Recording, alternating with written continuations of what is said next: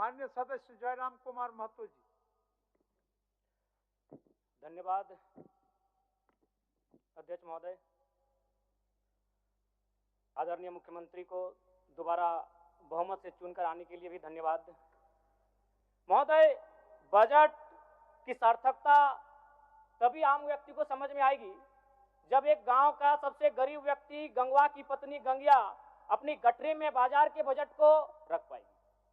आज तमाम माननीयों ने, हमने भी सोचा था कि पक्ष की तरफ से विषय को रखा जाएगा, विपक्ष वाले तर्क को प्रस्तुत करेंगे और इसी बीच मैं एक नया नवेला युवा सीखने का कार्य करूंगा, लेकिन मैक्सिमम समय इन्होंने दिशाहीन मुद्दों पे रखा।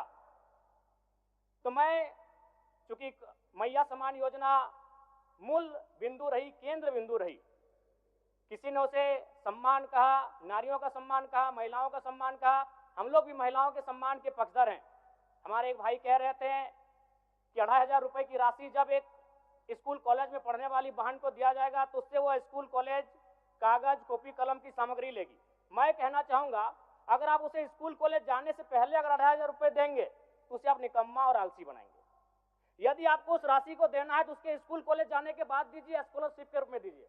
मैं आज पुनः कहूंगा, क्योंकि आप सत्ता पक्ष में हैं, आप संभवतः अपने इस विषय को बचाएंगे, आप अपना पक्ष रखेंगे कि आपने मैया सम्मान योजना एक महान कार्य किया है, लेकिन मैं फिर कहूंगा 18 साल 25 साल 30 साल की लड़कियों को जो आप फ्री में 2500 रुपए दे रहे हैं, आप उनकी प्रतिभा को हनन कर रहे हैं, आप उनकी प्रतिभा को नकारात्मक दिशा में ले जाने कार्य कर रहे हैं महोदय। मैं इसे आप स्कॉलरशिप का रूप दीजिए। आपको 2500 रुपए देना है, स्कूल से पहले देंगे ना। मैं कह रहा हूं, मेरी भी सैकड़ों बहनें हैं गांव में, अगर आप स्कूल जाने से पहले 2500 रुपए उनके हाथ में देंगे, उस पैसे को वह गलत कार्यों में, गलत नहीं कहेंगे, कुछ ऐसे कार्यों में खर्च करेंगी जो लुभावनी हो। स्कूल जाने के बाद, अटेंडेंस के बाद अगर आप देंगे स्कॉलरशिप के रूप में तो वो बहन स्कूल तक जाएगी। दूसरा सवाल और एक महत्वपूर्ण विषय महोदय। एक मिनट माननीय सदस्यगण, सभा की सहमति हो तो सदन की कार्रवाई समाप्त होने तक समय बढ़ाई जाए।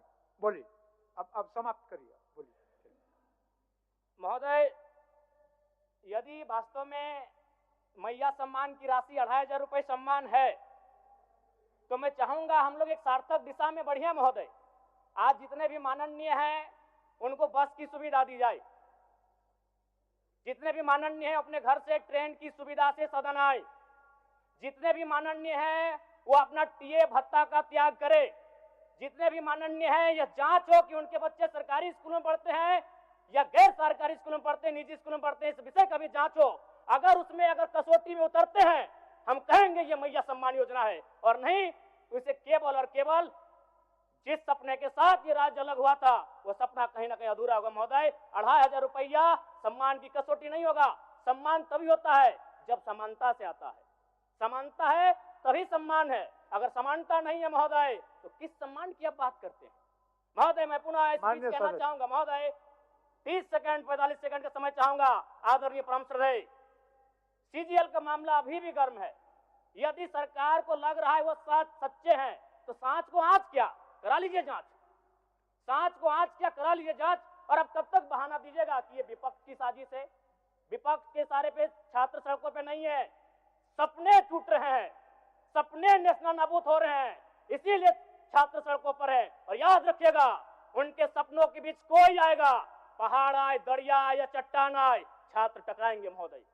मैं फिर कहूंगा, यदि आप सच हैं तो सच को आंच क्या कराइए जांच, सीजीएल की जांच हो। मैं पुनः कहूंगा, खतियान आधारित स्थानीय नीति, विस्थापन नीति पुनः समीक्षा करते हुए लागू कैसे हो उस दिशा में राज्य को बढ़ना चाहिए। और महत्वपूर्ण विषय महोदय, मैं आगे अध्यक्ष महोदय, राज्यपाल महोदय ने अपने अभिभाषण में शहीदों का जिक्र किया, शहीदों के विचारों को आत्मसात करने का जिक्र किया, लेकिन मैं कहना चाहता हूं कि शहीदों के उन्हें माला चढ़ाना, उनके विचारों को आत्मसात करने से कहीं ज्यादा जरूरी है शहीदों को सम्मान देना।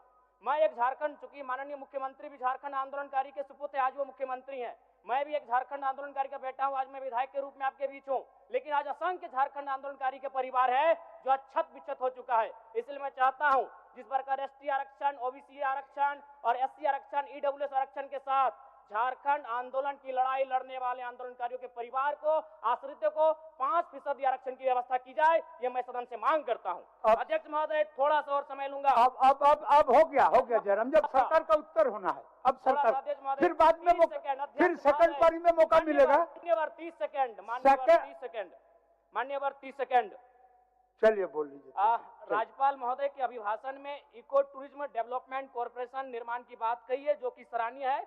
और मैं चाहता हूं मेरे क्षेत्र में एक पारसनाथ में पुत्री गढ़ी आता है और डेलिया डैम आता है, उनका उस दिशा में भी डेवलपमेंट करने की दिशा में आगे बढ़ा जाए। और सबसे महत्वपूर्ण बात जो झारखंड के नाम में छुपा है, झाड़ और खंड, झाड़ यानी जंगल, खंड यानी जमीन भूभाग, ये एक बहुत बढ़िया संबोधन अभिभाषण रहा महोदय, जिसमें उन्होंने जीएम लैंड की जो रसीद 2017 में रोकी गई थी, उसकी रसीद पुनः काटी जाएगी। लेकिन मैं साथ ही साथ यह भी चाहता हूं, क्योंकि झारखंड में जितने भी उद्योग स्थापित हैं, चाहे वो रांची का एचईसी हो, दिल्ली का हिंडाल्को हो, सरकार का उत्तर माननीय मुख्यमंत्री जी। यदि 20-25 वर्षों के बाद उन उद्योगों की जमीन खाली पड़ी है, माननीय मुख्यमंत्री को वापस कराई जाए, मैं आपसे ये मांग करता हूँ। धन्यवाद।